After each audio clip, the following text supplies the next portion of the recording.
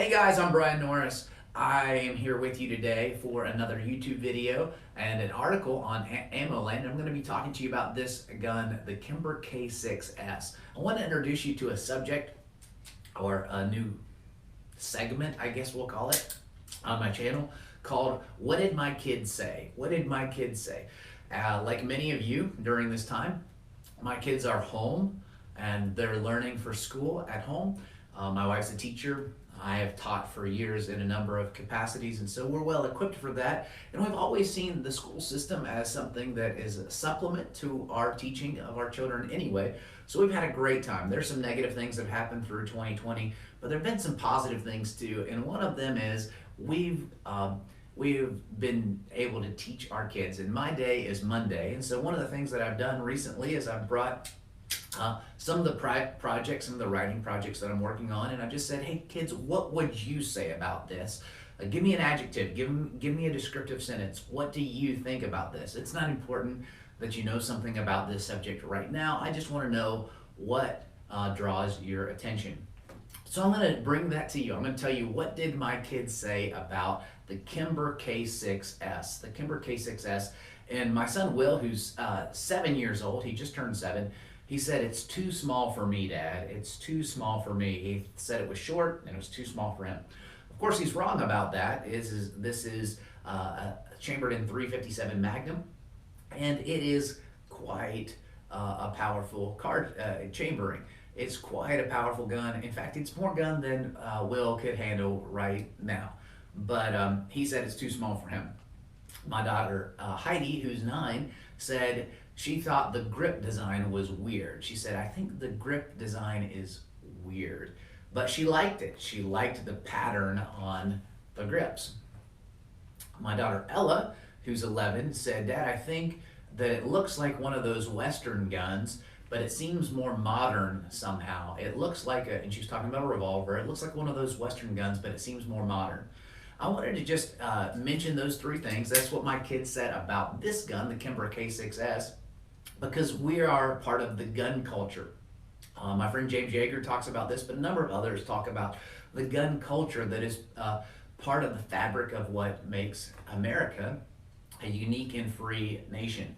And the gun culture sees items like these as defensive tools. These are tools for free people to retain their freedom.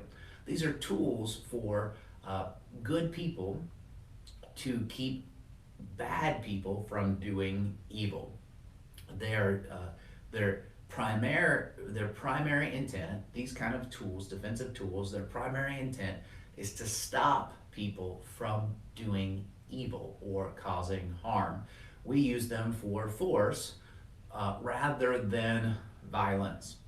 We use them to stop someone from killing someone else, not primarily for taking life, but for preserving life. That is part of the gun culture. I wanted to just talk to you though about that idea because we see these as tools.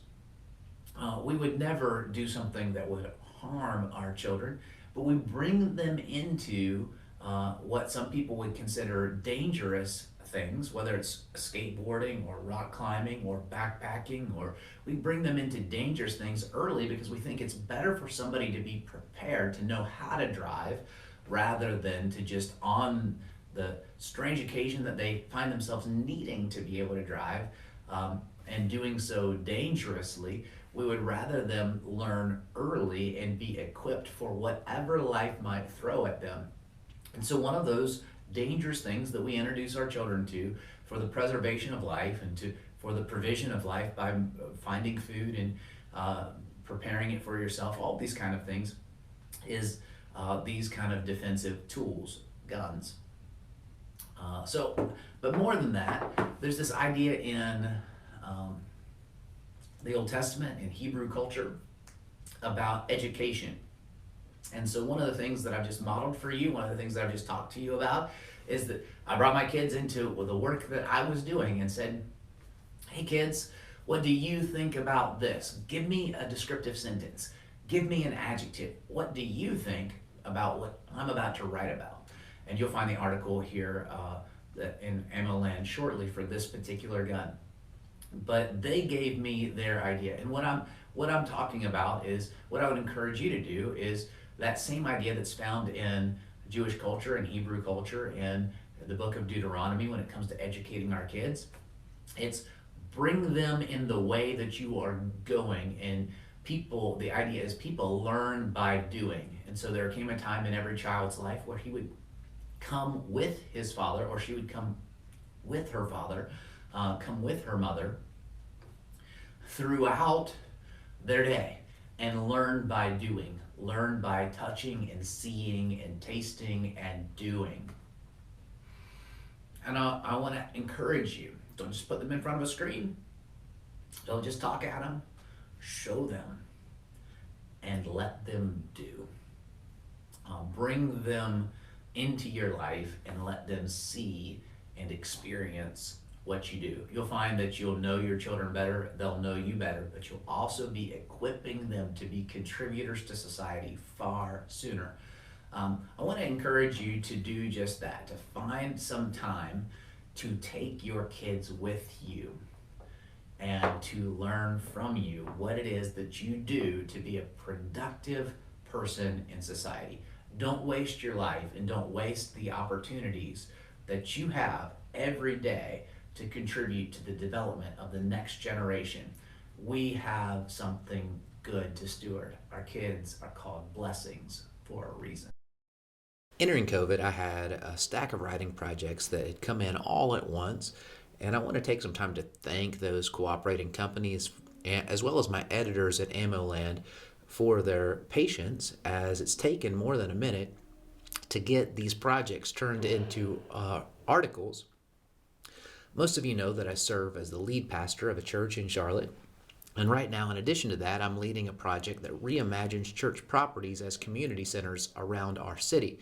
I also serve on an emergency response coalition and on a couple of nonprofit boards in our city.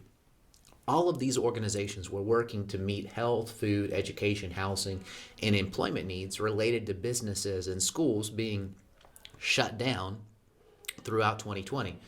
That's another topic altogether. We can talk about it sometime if you like, but suffice to say, I've worked to keep the main thing in my life, and some of my gun and outdoor writing projects had to take a brief pause.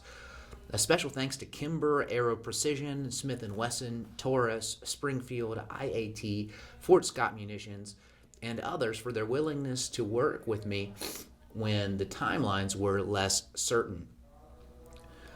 With that being said, let's jump back into the fray today with the Kimber K6s, which is chambered in .357 Magnum.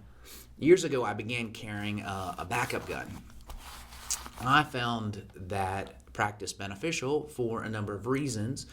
I won't go into all of those right now. If you're curious about it, you can go back and find under my name, Brian Norris, or Rev to the Limit, you can find an article that I've written that's published in a number of locations about the backup gun concept. But the primary reason why I find it so helpful is it allows me to be able to arm a loved one if we were to be in harm's way and they did not have a defensive tool on their person at that time. So I like that ability to be able to help, especially if there was some reason why we were going to be separated. I carry a Smith & Wesson Shield, but most often in this capacity I carry a Smith & Wesson J-frame revolver. The 340 Pro that I've written articles about, the no-lock version in particular, is my favorite J-frame revolver for that purpose, but right now I don't own one, so the 642 goes along with me and serves this role quite well. Several friends have raved over the years about the Kimber K6. Some of them own them, some of them just have read about them and they've heard good things. Others of us have shot them, but friends and family members have encouraged me to check out this particular gun for quite some time. And after encouragement, I eventually reached out to Kimber and asked them if they would be interested in yours truly writing an article about the K6s. And the good folks at from Yonkers, New York, said they'd be glad to, and they sent out this K6s to my partner FFL Gun King in Oakboro, North Carolina.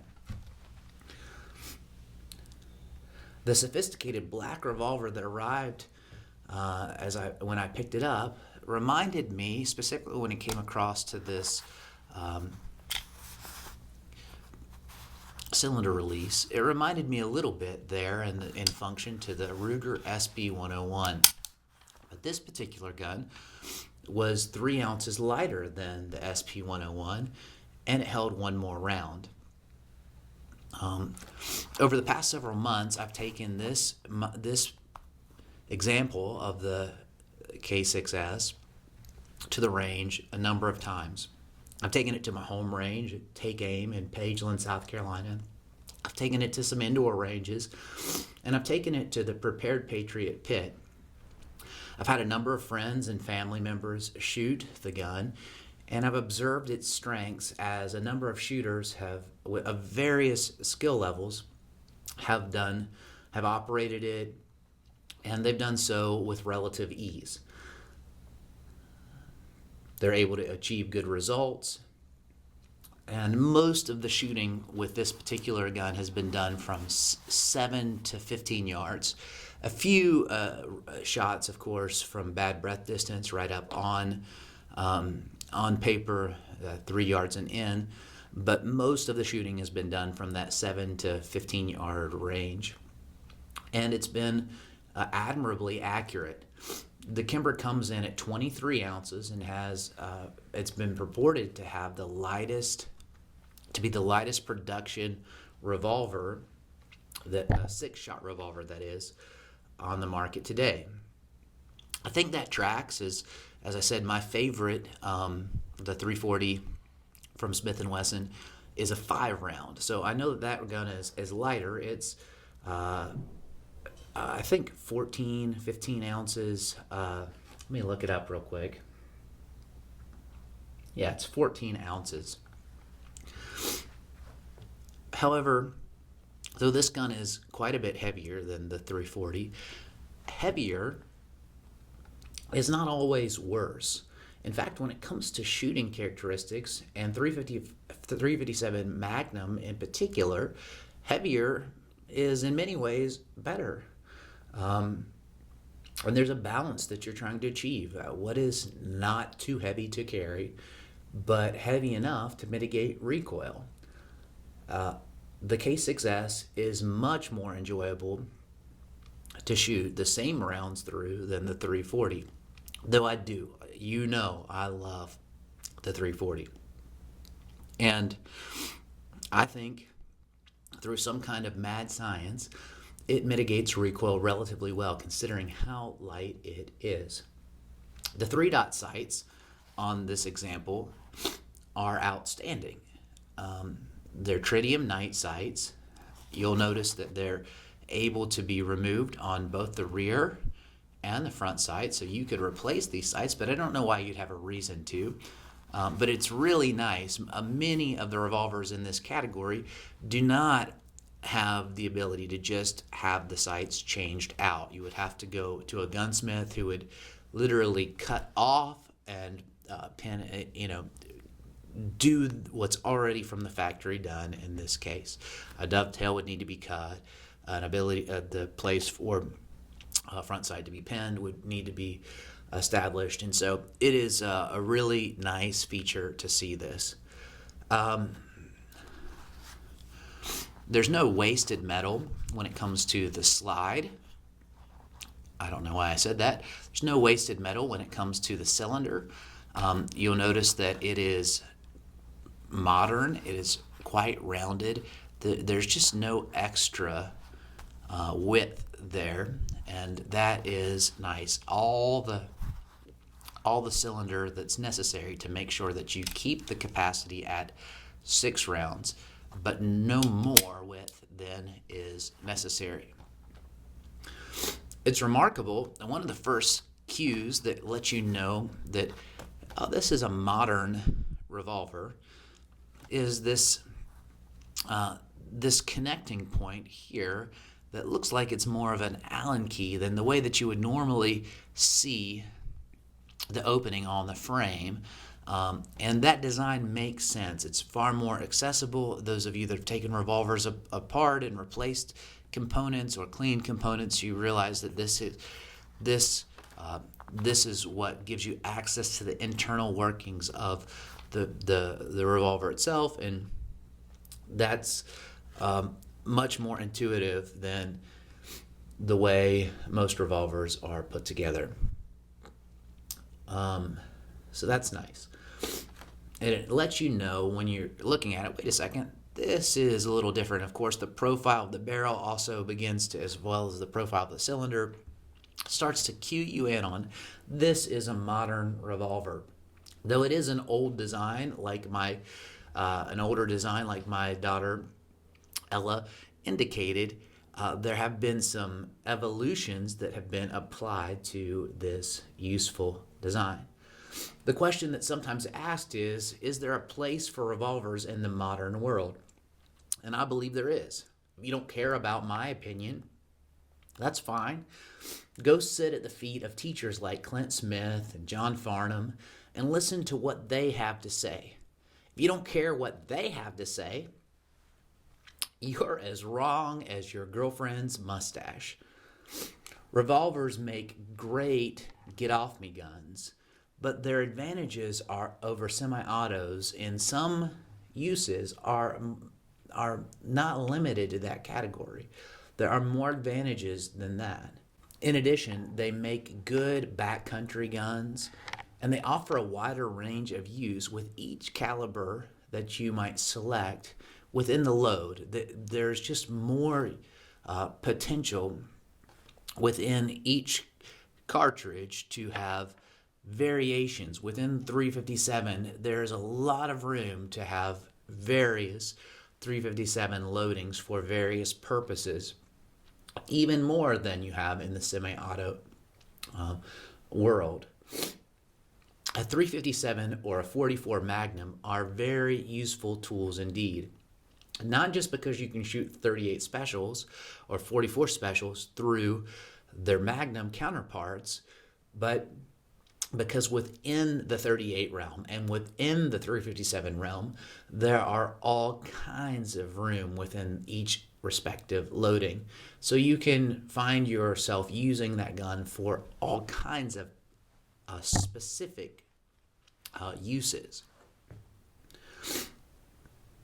Specifically, if I'm tangling with a bear, I would much rather have a 44 than a 9mm, and I think you would too. We could go down that rabbit hole together, but let's just leave it at that for right now. My friend James Yeager says that a shotgun and revolver are both experts' weapons. If you haven't seen a revolver is not the answer, and a revolver is the answer. If you haven't seen those videos here on YouTube, I would encourage you to go, or better yet, on Liber TV, I would encourage you to go watch those. Go check out those videos. The K6s is one of the most refined, shootable, and overall capable pocket revolvers I've ever encountered. The pistol doesn't just look nice, its 2-inch barrel and silky smooth, non-stacking 9-pound trigger come together to make it an unexpectedly accurate tack driver.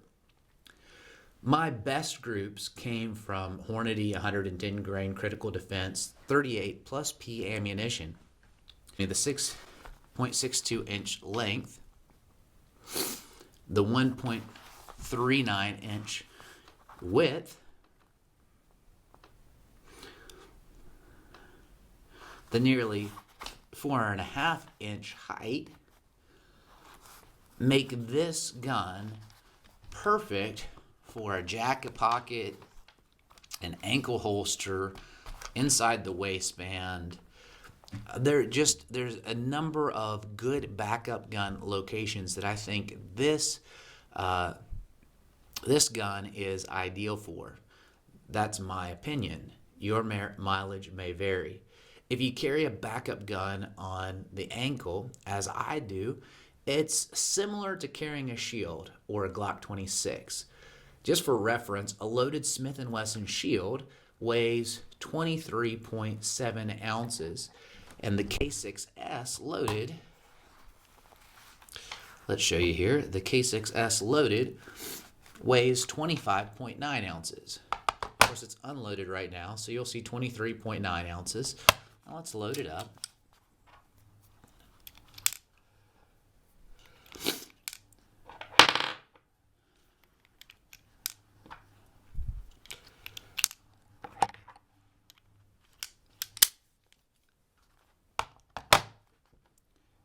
It's 25.9 ounces. All day long. It's saying 25.85, but I did it at the house, and it's 25.9 ounces. The hammerless, non-snag, double-action only variety that I've selected here is what I'd recommend to you if you're thinking about purchasing a Kimber 6s for defensive purposes, particularly as a backup gun. If you're considering a backcountry candidate or a primary handgun or even a target gun, Kimber has selections that meet those needs. Look at the 3-inch and the 4-inch varieties on their websites. Excuse me. Look at the 3-inch and the 4-inch models listed on their website, and you'll find a selection that's likely to meet your needs. I like to take guns through a 500 to 1500 round course of fire before writing about them, but there's an ammo shortage, as I'm sure you've noticed. You have to be okay with me shooting just north of 250 rounds through this little fella this time around.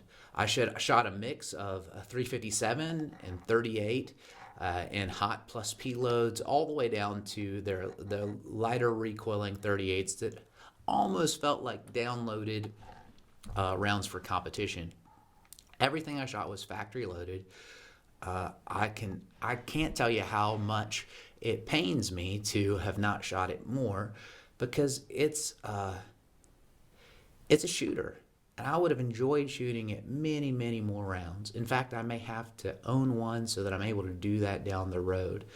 In summary, I would recommend putting the Kimber 6s toward the top of your list for those looking for their next revolver, especially if you're looking for a backup or a gun or pocket pistol for defensive purposes. It's a little heavy for ankle carry, but with a good ankle holster like the Galco ankle glove or the ankle light, you'll be just fine. As always, thank you for hanging out with me. This is Rev. I would encourage you, don't waste your life.